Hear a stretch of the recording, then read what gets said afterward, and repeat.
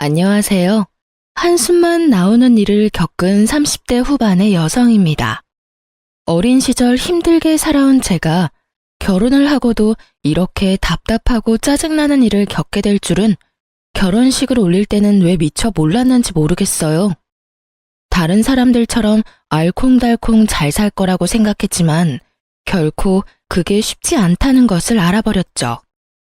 그래도 지금은 그런 후회와 짜증스러운 생활을 청산하고 즐거운 싱글 라이프를 즐기고 있긴 합니다만, 이왕이면 처음부터 결혼에 신중했더라면 내 인생이 조금은 편해졌을까 하는 생각을 하게 되네요. 저는 어릴 때 홀어머니 밑에서 자랐어요. 아버지는 살아계실 거라고 말했지만 연락은 전혀 되고 있지 않은 상황이었어요. 제가 결혼할 때까지도 어머니는 줄곧 혼자서 저를 꿋꿋하게 키워주셨어요. 어머니는 중졸에 할 수 있는 일이 거의 육체 노동이었어요. 식당은 기본이었고 건물 청소와 전단지 알바도 하셨어요.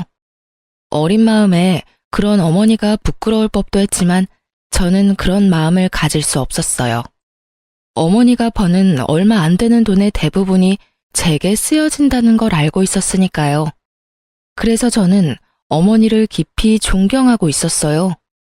나를 버리지 않아줘서 고맙고 나를 키워줘서 더 고맙다고요. 저는 어릴 때부터 외동딸로 홀어머니 밑에서 컸기에 결혼은 어머니에게 잘하는 사람과 하고 싶었어요. 제가 시집가면 혼자 남을 어머니가 눈에 밟혀서요. 그렇게 고르고 골라 잡은 게 제 남편이었어요. 참 이상하죠? 결혼 전만 해도 남편은 저희 어머니에게 잘하는 아주 좋은 사윗감이었거든요.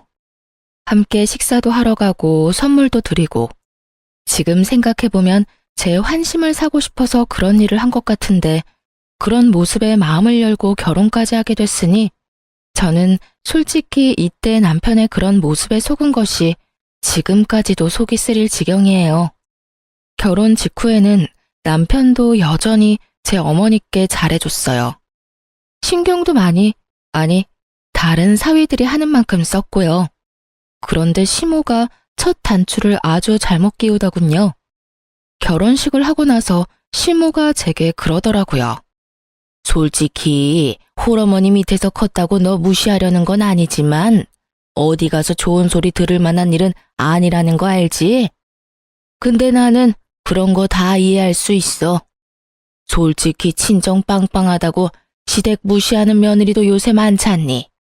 너는 그럴 것 같지 않아서 다행이야. 이 말에 저는 어떤 대답을 해야 할지 몰랐어요.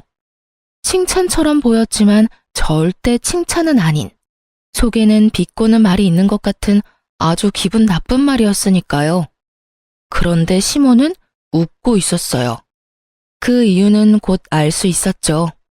시모는 모임을 많이 가지고 있었는데 그 모임 친구분들이 또래분들이다 보니 그런 이야기를 자주 듣더라고요. 제 결혼식 얼마 전에 들은 이야기가 며느리가 빵빵한 집안이라 뭐 하나 시키지도 못하겠고 문제 있으면 사돈댁들이 연락 와서 하도 난리를 쳐서 며느리가 아니라 상전 모시고 사는 것 같다는 이야기였거든요. 그런 이야기를 듣고 났으니 저같이 한부모 밑에서 자란 며느리가 덜 깐깐하고 신경 쓰이지 않을 것 같아 좋다는 말을 하고 싶었던 것 같았죠. 듣는 저는 기분이 별로 좋지 않았지만 시모는 별로 깊게 생각하지 않더군요. 저도 깊게 생각하지 않기로 했어요. 그런데 뒤로 갈수록 시모의 그 생각은 다른 모임 사람들과의 대화에서 바뀌어가는 것 같더라고요. 남편과 결혼 후 처음으로 맞이했던 친정어머니의 생일날 시모가 제게 했던 말이 뭔지 아세요? 이래서 근본 없는 것들 드리면 안 돼. 이거 봐라. 네 남편이 이렇게 힘든데 도와주지는 못할 망정 없는 친정에 이거 해주랴 저거 해주랴 돈만 축내고 있잖아. 아유 속상해.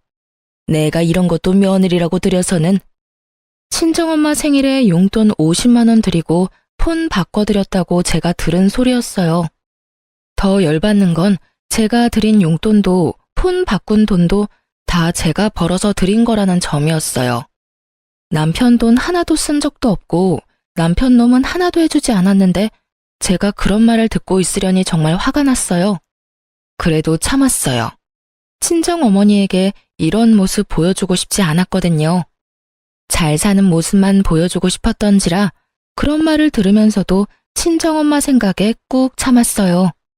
남편은 시모의 행동을 보고도 제 편도 시모 편도 들지 않았어요. 시모 편을 들지 않은 게 다행이라고 생각했어요. 제 편을 들어준다면 시모가 또 열받아서 무슨 소리 할 줄 모르니 그냥 이대로 넘어가면 다행이라는 안일한 생각을 했네요. 시모의 그런 말들이 남편에게 분명히 영향을 미쳤다는 걸 첫 아이 8개월이 되었을 때 알게 됐거든요. 애가 아직 어리지만 육아휴직 급여로는 생활이 되지가 않아서 결국은 아이 6개월부터 친정에 애를 맡기고 일을 시작했어요. 애 안 맡기고 용돈 드리고 싶었지만 남편에게 눈치가 보여 60만 원 드리고 애까지 맡겼죠. 그리고 그날은 남편이 회식 때문에 늦게 들어온 날이었어요. 저는 일하고 와서 애까지 봐야 해서 피곤한 상태로 소파에서 쪽잠을 자고 있었죠. 그런데 큰 소리에 잠에서 깼어요. 나 들어왔어. 남편이 들어왔는데 잠이나 자고 있고. 아, 왔어?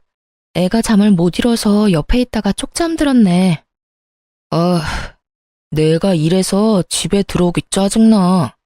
도대체 내가 당신이랑 왜 결혼했는지 모르겠다. 갑자기 무슨 소리야? 내 직장 동료는 돈 많고 집안 좋은 마누라 만나서 살맛나던데 나는 왜 이 모양이냐고. 그 친구 처가는 사위한테 해주는 것도 많은데 어째서 내 처가는 쓸 데가 없냐고. 너 갑자기 술 취해서 대체 무슨 말 하는 거야? 처가는 내 인생에 도움 하나도 안 되는 데다가 마누라는 남편 오든지 말든지 잠이나 쳐자고. 내가 진짜. 제가 뭐라고 할 것도 없이 남편 놈은 화장실로 들어가더니 씻는 것처럼 푸닥거리다 결국은 화장실에서 쓰러져 잠들었더군요. 남편에게 화가 나서 그를 차가운 타일 바닥에 놔두고 저는 애랑 안방에서 난방 빵빵하게 틀고 잤어요. 잠이 오지를 않았어요. 남편이 던진 그 한마디를 그 오밤중에 내내 곱씹다가 잠도 설치고 아침을 맞이했습니다. 그리고 일어나 보니 남편 놈은 아직도 화장실 바닥에서 자고 있더군요. 저는 남편 얼굴에 물을 한 바가지 끼얹었어요. 차가워. 이게 뭐야? 이제 정신이 좀 들어? 나 왜 여기 있어? 당신 어제 술 취해서 화장실에서 자던데 어제 기억 안 나? 기억 안 나는데. 갑자기 남편 놈이 제 눈치를 보면서 기억이 안 난다고 하더군요. 그럼 당신이 어제 나한테 한 말도 기억 안 나? 당신 어제 나랑 왜 결혼했는지 모르겠다고 나한테 말한 거 기억 안 나냐고. 내가 그런 말을 했어? 그래. 그리고 우리 친정에 쌓인 게 많던데 그거 다 어떻게 참고 살았대? 친정이 당신한테 해주는 게 없는 게 그렇게 열받았어? 근데 그걸 왜 우리 엄마가 해줘야 하는데? 너희 엄마한테 해달라고 해. 왜 남의 엄마한테 그런 거 바라는데? 그러는 너희 엄마는 나한테 도움된 거 있기는 해? 넌 왜 사람 말을 왜 그렇게 고깝게 받아들여? 어제 회사 동료 말 듣고 잠깐 그렇게 생각한 거야. 잠깐 치고는 가슴에 사무친 게 많던데 너 진짜 우리 엄마가 당신 인생에 도움이 안 된다고 생각하는 거야? 아니, 솔직히 도움받은 거 없는 건 사실이잖아. 주변에 장가 잘 간 애들은 다들 잘 살고 있는 것도 사실이고. 그래서 열이 받아? 근데 그런 이유면 너보다는 내가 더 열받아야 되는 거 아니야? 그게 무슨... 지금 내 꼴을 봐. 한창 육아휴직해야 할 시기에 당신 혼자 벌면 돈 없으니 6개월짜리 갓난아기 떼놓고 일하고 있잖아. 육아도 우리 엄마가 해주고 있고 집안일도 육아도 돈 버는 것도 다 하고 있는 내가 시댁 욕한 적 한 번이라도 있어? 아무것도 안 하는 당신이 나랑 우리 엄마한테 패 끼치는 건 생각도 안 하고 친정을 욕해? 남편은 자기가 말을 잘못 꺼냈다는 걸 알고는 입을 꾹 다물어 버리더군요. 좋아. 당신이 그렇게 생각한다면 나도 생각 있어. 저는 그렇게 말하고 아이 짐을 주섬주섬 쌌어요.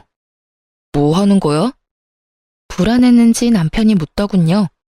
그런 남편 말을 무시한 채 짐과 아이를 챙겨 시댁으로 향했습니다. 어머님, 저희 왔어요. 오늘부터 당분간 애 좀 맡아주세요. 저희 어머니 요새 몸이 안 좋아서 애를 못 봐주겠다고 하셔서요. 거짓말이었지만 친정 엄마에게도 쉬는 시간을 드리고 싶기도 해서 그렇게 말하며 시모에게 아이를 데려온 거였어요. 시모가 고생을 해봐야 남편 놈이 저희 엄마 고생하는 걸 깨닫게 될 것 같았거든요. 제 행동에 남편 얼굴이 하얗게 질리더군요. 내가 왜 너희 애를 봐줘? 너희 친정에 맡기는 거 아니었니? 몇 달만 봐주시면 돼요. 어차피 애 1살이면 어린이집 보낼 거거든요. 여보, 잠깐만. 엄마한테 맡기는 건... 왜? 중졸인 우리 어머니도 그 정도는 하셔. 그보다 학력도 높고 아는 것도 많은 어머님이 애 하나 못 볼까봐 걱정하는 건 아니지? 그쵸, 어머님? 제 말에 시모가 거절의 말을 하려고 한 듯 했지만 입을 꾹 닫아버리더라고요. 하긴 매번 우리 엄마 중졸이라며 무시했으니 제 말을 거절할 수도 없었을 거예요. 그렇게 애를 맡기고 시모에게 말했어요. 아참, 어머님께 맨입으로 애를 맡길 수는 없으니까 어머님 용돈은 남편한테 말해놓을게요. 저희 친정에 맡길 때는 제가 돈을 드렸거든요. 당신 어머님한테 용돈 꼬박꼬박 드려? 알았지? 그렇게 1달을 시모에게 맡겼어요. 출근하며 시댁에 데려다주고 퇴근하며 데리고 오기를 1달 정도 반복했더니 시모 얼굴이 점점 반쪽이 되어 가더군요. 익숙지도 않은 손주를 보려니 힘이 드셨나 봐요. 그런데 더 웃긴 건 그 뒤에 벌어졌습니다. 그날은 주말이라 남편과 함께 애를 데리러 시댁에 갔어요. 꼭 1달을 넘긴 달이라 남편에게 시모 돈 드렸냐고 물었더니 줬다고 하더군요. 그렇게 시댁에 도착했는데 시모가 손목에 보호대를 하고 있더라고요. 어머님, 손목 많이 아프신가 봐요. 예, 애를 보는데 그럼 손목이 안 아프겠어? 오늘 갔더니 세상에 손목 건초염이라나 뭐라나 손목 쓰지 말래. 그래야 안 아프다고. 그래요? 저는 그 뒤에 아무 말도 하지 않았어요. 애 안 맞고 싶으면 이야기하겠지 싶어서 아무 말 안 하고 있었더니 시모가 그러더군요. 넌 양심도 없니? 내가 이런 말 안 하려고 했는데 손주 보느라 아파서 골골대는 시어머니한테 돈 100만 원은 줘야 맞는 거 아니야? 아들 편으로 딸랑 30만 원만 주는 게 말이 되냐고. 너 설마 너희 친정엄마한테는 돈 더 주고 나한테만 이렇게 적게 준 거야? 저는 시모의 말에 웃으며 대답했죠. 어머님, 무슨 말씀하세요? 어머님께 돈 드리는 건 남편한테 다 맡겼는데요. 그런데 1달에 30만 원만 준 거예요? 너무하다.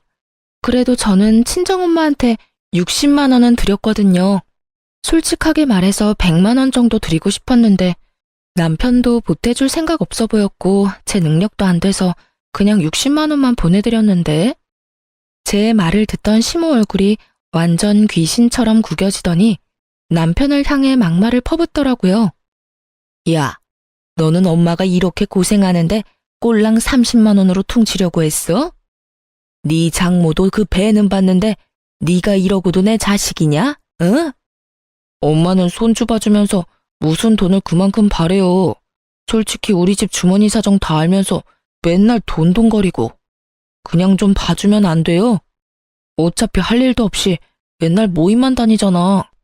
뭐? 할 일 없이 모임만 다녀? 야, 너 그게 엄마한테 할 말이야?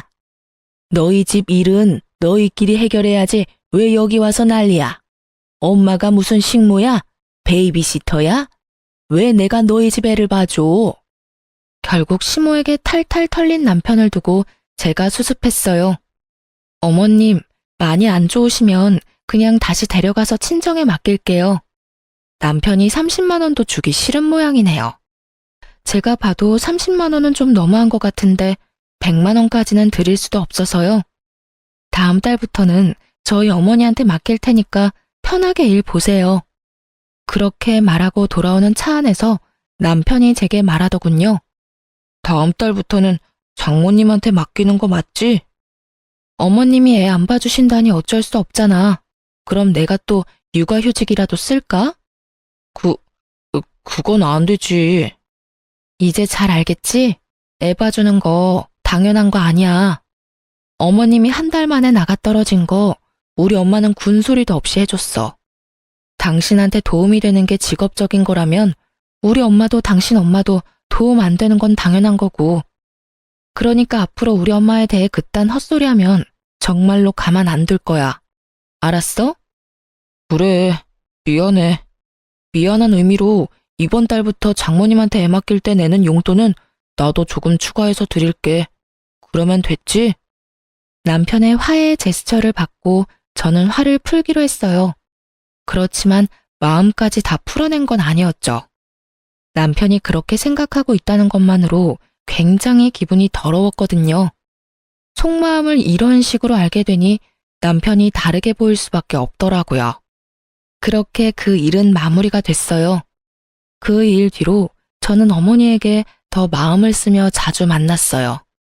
평일에도 어머니를 자주 만났는데 하루는 모르는 번호로 전화가 왔어요.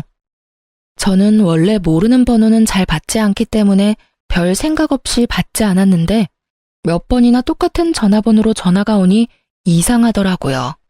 혹시 예전에 아는 사이였나 싶어서 전화를 받았는데 깜짝 놀랄 일이 벌어졌어요. 어린 시절 어머니와 헤어졌다던 아버지였거든요. 제 번호를 어떻게 알았나 싶었는데 흥신소를 통해 알아보셨다고 하더군요. 그렇게 만난 아버지는 작은 회사의 사장님으로 일하고 계셨습니다.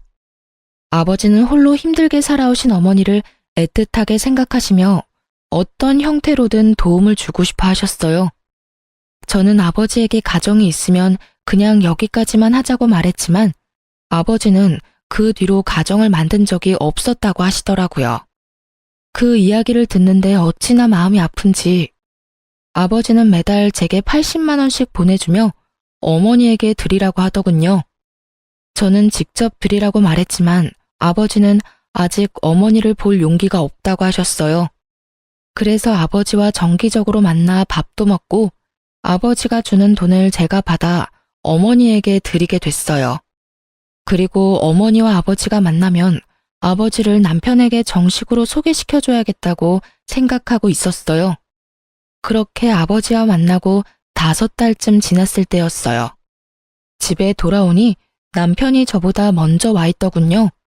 아무 생각 없이 물었어요. 오늘 퇴근이 일찍이네? 연차 썼어? 아니, 나 오늘부터 백수야. 뭐? 갑자기 무슨 일이야? 나한테 말도 안 하고 퇴사한 거야? 그런 거 아니고 한 달 전쯤에 직장 동료랑 싸웠어. 싸웠는데 어째서 퇴사를 하게 된 건데? 그냥 홧김에 다 짜증나서 사직서 쓰고 나왔어. 대신에 더 좋은 직장 가면 되니까 걱정하지 마. 그때까지는 퇴직금 나오는 걸로 버티면 될 거고. 지금 중요한 게 그게 아니잖아. 우리 부부야. 당신이 일을 그만두려면 나하고 상의를 했었어야지. 최소한 나한테는 이야기를 하고 일을 저질러야 할 거 아니야. 그래서 지금 말하잖아. 이게 말하는 거야? 이게 상의하는 거라고? 그냥 통보가 아니고? 어떻게 사람이 이렇게 무책임해. 잘 다니던 직장 나와서 취직 안 되면 어쩌려고. 재수없게 취직 안 된다는 말을 왜 해? 당신이 그런 말 안 해도 이미 다 알아보고 있으니까 걱정하지 말라고. 남편은 그렇게 말하고 나가버리더군요. 눈앞이 캄캄했습니다. 퇴직금이 있다 하더라도 그리 큰 돈도 아니고 취직이라는 게 그렇게 쉽게 되는 게 아니잖아요. 남편은 그런 제 걱정에도 별 걱정 없는지 느긋해 보였습니다. 마음이 급했던 저는 남편보다 더 열심히 직장을 알아봤어요. 어느 정도였냐면 직원들이 나더러 이직할 거냐고 물어볼 정도로요. 그리고 하루는 아버지와 만날 날이 됐어요. 저는 아버지와 이야기하다가 남편 생각이 났어요. 아버지, 혹시 주변에 일자리 좀 없어요? 우리 남편 얼마 전에 일 그만뒀는데 아직까지 일자리도 못 구하고 백수로 놀고 먹고 있어요. 빨리 취직시켜줘야 제가 마음이 좀 편할 것 같은데 일자리가 별로 없네요. 그래? 갑자기 잘 다니는 직장을 왜 그만뒀대? 혹시 아는 거 있어? 아, 직장 동료랑 좀 안 맞았나 봐요. 그래서 사직서를 쓴 모양이에요. 차마 동료와 다투고 홧김에 그만뒀다는 말을 할 수 없어 그렇게 말했더니 아버지가 그러더군요. 내가 한번 알아보마. 그러고 보니 우리 회사도 지금 사람 구하는데 네 남편이 괜찮다고만 하면 우리 쪽에도 이력서 한번 넣어보라고 해. 정말요? 아버지, 너무 고마워요. 이 은혜를 어떻게 갚아요? 내가 너한테 못해준 것만 생각하면 이런 거라도 당연히 해줘야 싶어. 그렇게 아버지와 이야기를 하고 집에 돌아온 저는 이 좋은 소식을 어떻게 전할까 싶어서 들떴어요. 우선은 그 사람이 우리 아버지라는 걸 밝혀야 할 것 같아서 말할 타이밍을 재고 있었는데 좀처럼 남편이 집에 붙어 있지를 않더군요. 그런데 2주 정도 지났을까요? 남편이 제게 할 말이 있다며 부르더군요. 거실에 나가니 남편이 착 가라앉은 표정으로 제게 그러더라고요. 여기 이혼 서류 작성해줘. 이유는 내가 말 안 해도 알지?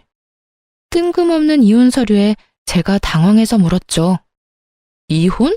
갑자기 무슨 이혼이야?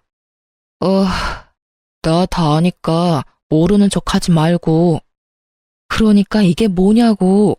알아듣게 말을 해야 할 거 아니야? 내 입으로 꼭 그걸 말해야겠어? 나 다 알아. 안다고. 당신이 바람피는 거. 그러니까 이혼하자. 나 이대로는 당신이랑 같이 못 살아. 바람을 피다니 너무나 황당한 말이었습니다. 정말 짐작조차 가지 않더군요. 벙찐 제 표정을 연기라고 생각했는지 남편이 제게 서류 봉투를 하나 던지더니 언제 싸뒀는지 캐리어를 가지고 와 밖으로 나가더군요. 저는 놀라서 급히 봉투를 열어봤습니다. 거기에는 아버지와 제 사진이 있었어요. 제가 진실을 말하려고 남편을 붙잡으려 했지만 남편은 이미 밖으로 나간 뒤였어요. 그때 핸드폰에 문자가 왔어요. 남편이었습니다. 대화는 필요 없고 불결한 너랑 같이 있기도 싫으니 별거 하겠다는 말이 적혀 있었어요. 저는 황당해서 그 자리에서 남편에게 전화를 걸었지만 그는 받지 않았습니다. 저는 문자를 남겼어요. 그 사람은 제 아버지라고요.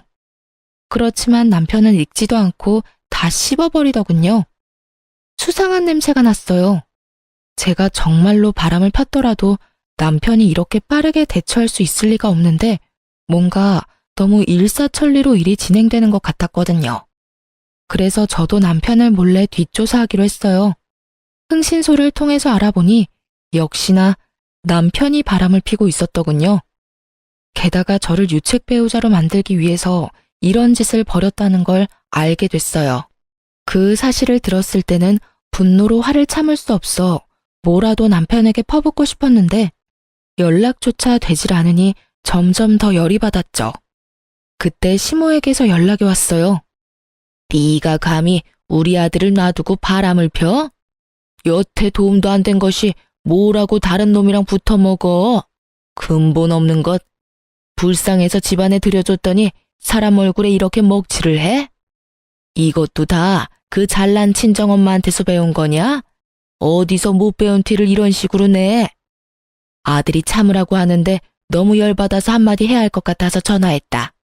네 잘못이니 네가 알아서 싹 다 정리해놓고 나가. 우리 아들한테서 돈 뜯어갈 생각하지 말고. 앞뒤 없이 자기 할 말만 하고 뚝 끊어버리는 시모의 전화에 저는 제 인내가 한계에 다다르는 것을 느꼈습니다. 오해를 풀고 자시고 할 것도 없고 분류는 상대방이 열심히 하고 있었으니 저의 오해를 푼다 한들 우리 부부가 다시 예전처럼 돌아오지 않을 것이 뻔했어요. 저는 흥신소에서 보내온 서류와 사진을 확인했어요. 남편과 바람을 피는 상간녀는 부자로 보이더군요. 저는 남편에게 전화했습니다. 이혼을 해주겠다는 문자를 남겼더니 바로 전화를 받더군요. 당신도 바람을 피웠으면 피웠다고 말을 하지 그랬어. 그때 알았으면 당장 이혼해줬을 텐데. 바람이라니, 그 여자는 그냥 일관계로 만나는 사람이야. 이번에도 소개비만 주면 대기업에 한 자리 주겠다고 했어. 말 안 하고 싶으면 그걸로 됐어. 그런데 당신이 소개비가 어딨어? 퇴직금도 다 떨어먹은 주제에. 내가 왜 돈이 없어? 당신이 줘야 할 위자료 있잖아. 그거로 소개비 낼 거니까 합의 이혼하고 위자료 내. 합의 이혼? 내가 그렇게 쉽게 이혼해 줄 줄 알았어? 내가 왜? 너한테 뒤통수 맞고 얼얼함이 가시지도 않았는데. 내가 한 대 맞았으니 당신도 한 대 맞아야 공평하잖아. 그렇지? 그래서 어쩔 건데. 발악 좀 그만해. 당신이 바람핀 건 사실이야. 없었던 일로 되는 거 아니고 증거 다 나한테 있으니까 발뺌할 생각하지 마. 꼭 이렇게 먼 길 돌아가야겠냐? 적당히 인정하고 돈이나 내놓고 헤어져. 남편의 머릿속에는 모든 것이 계획되어 있더군요. 물론 구멍이 숭숭 난 못 쓸 계획이었지만요. 저는 서류를 그 자리에서 구기고 남편에게 말했어요. 소송할 거니까 그렇게 하라. 누가 잘못했는지는 법정에서 가려보자고. 그럼 열심히 준비해봐. 내가 불륜이라는 증거도 잘 모아보고. 저는 그렇게 말하고 그 길로 이혼 전문 변호사를 찾아갔어요. 가장 먼저 준비했던 건 상간녀 소송이었고 그 뒤가 제 아버지와의 친자 확인 검사였어요. 그리고 남편 뒷조사하며 바람핀 증거자료도 싹 모아 변호사에게 줬어요. 그리고 남편이 쓰던 제 노트북에 메신저 백업해둔 대화 내용까지 싹 다 보냈어요. 바보 같은 남편은 제가 쓰라고 준 제 노트북을 정말 자기 것처럼 썼더군요. 그리고는 나갈 때 고이 놔두고 갔고요. 차고 넘치는 문자 내용에 바람핀 증거는 너무도 많았습니다. 게다가 날짜도 거의 1년 전부터였고요. 1년을 모르고 살았다는 거 지금도 이해가 안 돼요. 어딘가 찝찝한 구석이라도 있었을 텐데 왜 전 그렇게 태평스럽게 살았는지. 너무 후회가 됐지만 지금이라도 상황을 바로잡을 수 있다는 게 다행이라고 생각했어요. 그렇게 이혼 소송을 진행하고 한 달쯤 지났을 때 전화기에 불이 날 만큼 남편에게서 전화가 왔어요. 전화를 받을 필요가 없다는 생각에 무시했는데 그날 저녁 친정어머니가 집에 빨리 오라고 하더군요. 맡겨둔 애가 아픈가 싶었는데 가보고 완전 열이 받았어요. 시모가 친정집 거실에 떡하니 앉아있더라고요. 말이 곱게 나올 리가 없었죠. 여기는 어쩐 일이세요? 볼일 다 끝난 거 아니신가요? 예. 너는 어른이 와서 말하려는데 그게 무슨 태도니? 그 사람이랑 저 관계 끝난 거 모르세요? 어머님은 전화까지 해서 일방적으로 저한테 난리치셨잖아요. 거야, 네가 잘못했으니 그런 거 아니냐? 애초에 바람을 핀 건 너고. 아니라고 말씀드렸고 이미 관련 서류 변호사에게 보내놨으니 나중에 확인하시면 되겠네요. 그런데 여기는 왜 오셨어요? 저희 어머니한테 무슨 말 하려고 여기까지 오신 거냐고요? 아이, 정말 내가 이런 데까지 와서 사정하게 될 줄은 몰랐다만. 너 바람핀 거랑 이혼 없던 일로 해줄 테니 다시 돌아와라. 뜬금없는 회유에 저는 어이가 없었어요. 직전까지 짜증 부리며 화내더니 갑자기 왜? 이런 생각을 하고 있는데 시모가 앙칼진 목소리로 그러더라고요.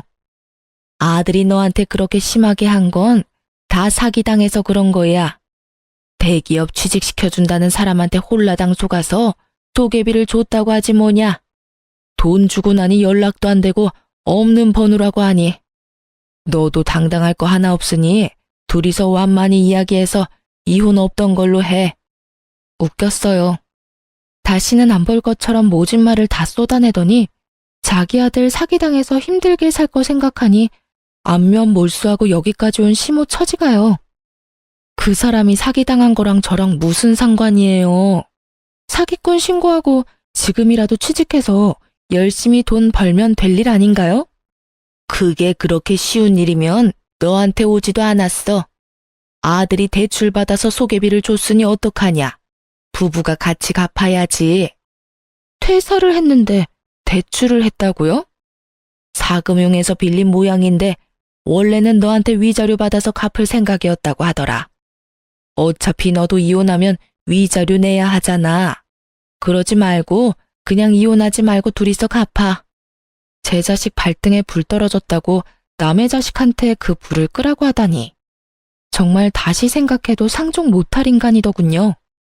한마디 하려는데 저희 엄마가 옆에서 시모에게 말하더라고요. 뭘 둘이서 갚아요. 사고 친 놈이 갚아야지. 듣자 하니 어이가 없네. 어차피 우리 집안 별로 마음에 안 들어 했잖아요. 매번 도움 안 된다고 투덜거리기나 하고 이참에 헤어지고 서로 편하게 지냅시다.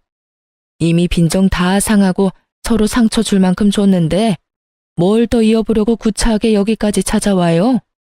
나도 딸이 한다고 해도 결사반대할 거니까 마누라 귀한 줄 모르고 사기나 당한 덜 떨어진 사위한테 꼭 맞는 며느리감이나 찾아봐요. 평소 소리 한번 친 적 없던 친정엄마는 시모를 향해 거의 악담에 가까운 소리를 질러댔고 친정엄마의 말에 말문이 막힌 시모가 얼굴이 벌겋게 되더니 큰 소리를 치더군요. 자기 딸년이 밖에서 늙은 남자나 만나는 줄도 모르고 그딴 말을 나한테 해? 아들이 부탁해서 여기까지 왔는데 내가 그럴 필요가 없었네. 나중에 위자료가 많네 어쩌네 난리나 치지 마. 어디서 바람난 연주제에 큰 소리야?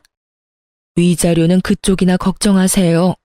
남의 집 일에 무슨 참견은 아이고 자기 자식 모자란 건 생각도 못하고 남의 자식 허물만 꼬투리 잡는 꼴 좀 봐. 어머님, 남편 1년 전부터 그 사기꾼년이랑 바람피고 있었거든요. 그 증거 다 모아서 변호사한테 보냈으니 나중에 위자료 금액 보고 놀라지나 마세요. 제 걱정해 주시는 것 같아서 저도 걱정해 드릴게요. 시모는 화를 내며 나가버리더군요. 친정엄마는 시모가 집 밖으로 나가자마자 소금을 들고 와서 왕창 뿌리더라고요. 근데 얘, 너 사진 찍혔다는 늙은 남자는 누구니? 누구길래 저 집안 사람들이 그걸 물고 늘어져?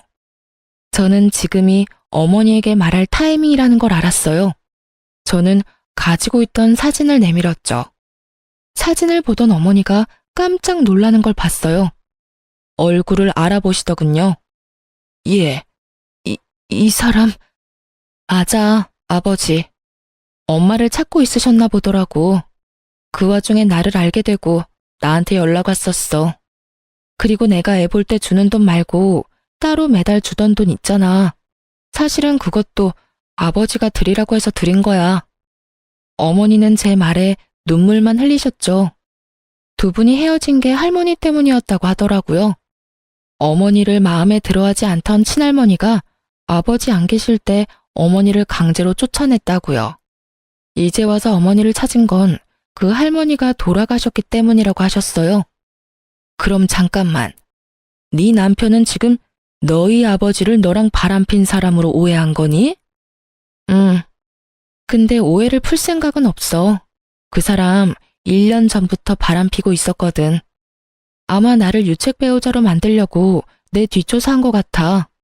자기가 저지른 불륜은 쏙 빼놓고 나 뒤통수 치려는 거지. 게다가 그 상간녀가 초계비 받고 튄 사기꾼이거든. 아유, 잘했어, 이혼. 뭐 저런 아나무인인 사람이 있니? 아들이나 엄마나 똑같네, 똑같어. 그 뒤로 남편에게서 전화며 문자며 줄줄이 오는데 다 무시했어요. 문자 보니 아직 정신을 못 차렸더라고요. 제 주제에 용서해주겠다는 말을 할 수가 있나요? 그런데도 아직까지 용서해줄 테니 돌아오라는 둥, 자기도 짜증나지만 다시 받아주려고 하는 거라는 둥, 급해 보이는 통화 내역과는 다르게 문자는 아주 자기가 제 사정 다 봐주는 것처럼 적혀 있더군요.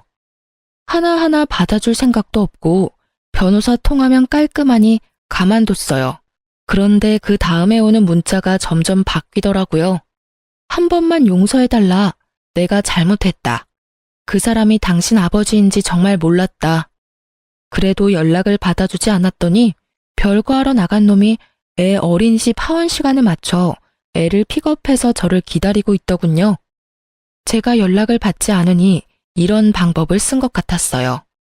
속으로 어린이집도 바꿔버려야지 하는 생각을 하는데 남편 놈이 저희 집까지 와서는 제게 할 말 있다며 제 팔을 붙잡더라고요. 난 너랑 더 이상 할 말 없어. 너도 너 할 말 다 했잖아. 그때 나갈 때 뭐라고 그랬더라? 더 이상 나랑 할 말 없다고 하지 않았나? 미안해. 그렇지만 그건 당신 잘못도 있잖아. 아버지를 만나는 거면 그렇다고 말을 해줬어야지. 나는 당신한테 아버지가 있다고는 상상도 못했단 말이야. 내가 언제 우리 아버지 죽었댔니? 그렇게 나이가 있으면 한 번쯤은 의심을 해봐야지. 하긴 너 그런 거 중요하지 않잖아. 내가 바람을 핀 게 좋았을 거 아냐. 너 1년 동안 바람 핀 거 숨기고 나 유책 배우자 만들기엔. 솔직히 너무 놀랐네. 어떻게 1년 동안 나를 속이면서 바람을 폈어? 그래놓고 멀쩡한 마누라 바람핀 년으로 만들어서 위자료 꿀꺽하려고 그랬다 이거지? 그래놓고 사기꾼한테 걸려서 지금 나한테 와서 징징거리는 거고. 미안해. 당신이 충분히 그렇게 생각할 수는 있는데 그 여자가 그런 목적을 가지고 나한테 접근했을 줄은 나도 몰랐잖아. 그러니까 내 생각도 좀 해줘야지. 웃기고 있네. 장장 1년 동안 만나면서 바람핀 주제에 뭐? 그 여자한테 그런 목적이 있었으면 너한테는 다른 년이랑 만나겠다는 목적이 있었잖아. 서로 의견이 안 맞으면 오래 못 만나는데 참 오래도 만났네. 그걸 내가 아는데 이혼을 물려달라고? 이미 판결 났고 나는 번복할 생각 없으니까 내 앞에 나타나지 마. 역겨우니까. 충격받은 얼굴에 남편을 내버려두고 저와 아이는 집으로 들어갔습니다. 그런데 걱정이 되더군요. 저놈이 또 찾아와서 저러면 답 없을 것 같아서 부모님에게 도움을 청하기로 했어요. 어머니는 기존에 있던 집에서 나와 아버지와 함께 살고 있었어요. 제가 이야기했더니 집을 일단 팔고 아버지 집에서 잠시 있다가 다른 곳에 집을 알아보라고 하더군요. 아니면 부모님이 아이를 케어할 수 있는 곳에 집을 구하라고요. 떨어져 있던 가족 셋이 모일 수 있는 좋은 기회다 싶어 아이까지 데리고 친정으로 돌아왔습니다. 그리고 돌아오는 김에 집도 내놓고 직장도 퇴사를 했어요. 아버지가 그때 아버지 회사에도 사람 구한다고 하셨는데 저한테 들어와 보라고 하더라고요. 이력서에 면접까지 보고 아버지 회사로 들어가 일하게 됐어요. 아무래도 가족이 곁에 있으니까 마음은 편하더군요. 그렇게 이혼 후 저는 제 생활을 꾸려갔어요. 부모님과 좋은 곳에 놀러도 가고 맛있는 것도 먹으며 두 분과 좋은 추억도 많이 만들었어요. 그렇게 6개월 정도 잘 지냈는데 하루는 저희 회사에 사람을 뽑는데 익숙한 이름이 보이더군요. 남편이었습니다. 이 남자가 여태껏 취직을 못했는지 저희 아버지 회사에까지 이력서를 넣었더라고요. 회사에서는 이력서가 들어온 이상 면접을 보자는 상황이었기에 별로 내키지는 않았지만 면접에 불렀습니다. 전 남편이 긴장된 표정으로 면접을 보러 왔더군요. 그런데 회사 앞에서 기다리고 있던 제 모습을 보고 깜짝 놀라더라고요. 당신이 어째서 여기에? 오랜만이야. 면접 보기 전에 이거는 알려줘야 할 것 같아서. 나 여기서 일하거든? 당신이 면접을 보든 말든 상관은 없는데 여기 들어오면 불편할 거라는 거 미리 말해주려고. 당신이 여기서 일한다고? 응. 당신이야말로 작은 회사는 거들떠도 안 보더니 이젠 좀 급한가 봐? 여기 면접까지 보고. 그게... 전 남편이 뭐라 말하려는데 앞에서 아버지가 저를 부르며 다가왔어요. 딸, 여기서 뭐해? 잠깐 쉬러 왔어? 사장님, 회사에서는 그렇게 부르지 말라고 했잖아요, 아버지. 제가 사장님이라고 부르자 남편놈 얼굴이 깜짝 놀라더군요. 얼굴 익숙하지? 당신이 나랑 바람핀다고 착각한 우리 아버지. 아버지가 여기 사장님이셔? 내가 당신 직장 그만뒀을 때 아버지한테 당신 취직 부탁드렸거든. 이혼 안 했으면 당신이 여기서 일할 수도 있었을 텐데. 어차피 면접은 우리가 안 보니까 걱정하지 마. 붙을만 하면 붙겠지. 붙으면 불편하긴 하겠지만. 그럼 면접 잘 보고 가. 저는 아버지와 회사 안으로 들어갔고 전 남편은 허탈한 표정으로 면접을 보고 나오더군요. 그리고 퇴근 시간에 회사 근처에서 저를 기다리고 있던 남편놈 얼굴이 보였어요. 잠깐만, 이야기 좀 해. 난 할 말 없어. 거두절미하고 하나만 부탁할게. 나 취직만 되도록 해줄 수 없을까? 절대로 너 방해한다거나 못살게 굴도록 하지 않을게. 그냥 취직만 될 수 있도록 해줘. 당신한테 이런 부탁하는 것도 염치 없지만 진짜 이대로는 빚 때문에. 왜 내가 그래야 하는데? 우린 이미 다 끝났어. 당신이 추잡한 짓 하면서 나 뒷조사할 때 찍은 사진 기억나? 그 사진에서 내가 아버지한테 무슨 이야기 했는지 가르쳐 줄게. 그날 아버지한테 남편 취직 자리 찾고 있으니까 좋은 자리 있으면 취직 좀 시켜달라고 부탁하고 있었어. 네 손으로 그 자리 없앴는데 이제 와서 그걸 달라고? 염치 없는 거 맞네. 저는 그렇게 쏘아붙이고는 남편을 놔두고 회사로 다시 들어왔어요. 저놈이 또 따라올지도 모르니 아버지랑 같이 집에 가려고 말이죠. 그리고 몇 달 뒤에 두 분 결혼 기념일이 있어서 아무 생각 없이 자주 가던 식육식당으로 모셨어요. 평소 맛이 있어서 자주 가던 곳이었는데 하필이면 전 남편과 시모도 거기 와 있더라고요. 미처 생각하지도 못했어요. 이 사람들하고도 자주 왔던 곳이라는 걸요. 굳이 피할 것까지는 없다고 생각했는데 자리가 또 하필이면 바로 옆자리. 다른 곳으로 가려다가 아버지가 그냥 먹자고 해서 앉았어요. 그런데 시모가 저와 친정엄마를 보더니 코웃음을 치며 험상궂은 표정으로 시비를 걸더군요. 아이고, 자식 새끼는 이혼시키고 본인은 시집 새로 갔어? 그렇게 딸 위하는 척 하더니 어이가 없네. 다 늙어 빠져서는. 부끄러운 줄 아세요? 부끄럽기는 뭐가 부끄러워요? 몇십 년 만에 만난 부부 사이 금슬 좋은 게 욕먹을 짓입니까? 욕을 하고 싶으면 제대로 알아보고 하세요. 내 딸, 그리고 제 와이프 한 번만 더 그딴 식으로 말하면 명예훼손으로 소송 걸어버릴 테니까. 얼마 만에 만난 가족들인데 딸과 와이프가 가만히 있다 하더라도 제가 가만히 있지 않을 거라고요. 그 말에 시모가 놀라서 눈이 땡그레졌어요. 저는 솔직히 좋은 기분으로 여기 와서 기분 다 망친 게 짜증나서 전 남편에게 마구 따져 물었어요. 당신이랑 당신 어머니 왜 이렇게 무례해? 우리 아빠가 회사에서 너를 면접에서 뽑지 않았다고 지금 앙심 품고 이러는 거야? 뭐? 회사? 이게 다 무슨 소리야? 그리고 갑자기 어디서 아버지가 튀어나와? 전 남편보다는 시모가 더 놀라 제 말에 전 남편에게 되묻더군요. 사실은 그때 와이프 바람핀다고 사진 찍었던 사람이 아버지였더라고.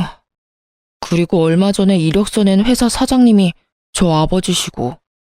뭐야? 너는 그걸 왜 이제야 말해? 이제야 아시겠어요? 제가 아버지와 만나고 처음으로 한 부탁이 우리 남편 아버지 회사에 취직시켜달라는 부탁이었어요.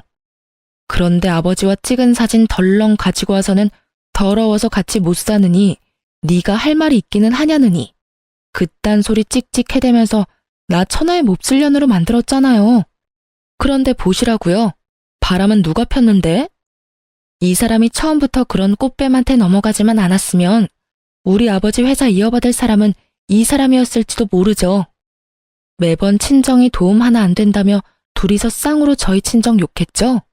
그런데 보세요. 지금 자기 복을 자기가 걷어찬 사람이 누군데요? 그런 주제에 우리 어머니한테 뭐요? 말이면 다예요? 그렇지. 내가 우리 딸이 오랜만에 만나 애틋한 것도 있고 사위 될 사람이 힘들다기에 딸 부탁은 뭐든지 들어주려고 했는데 말이지. 이혼 잘했어. 이렇게 귀얇고 여자 좋아해서 집안 말아먹는 인간하고는 상종을 안 하는 게 상책이야.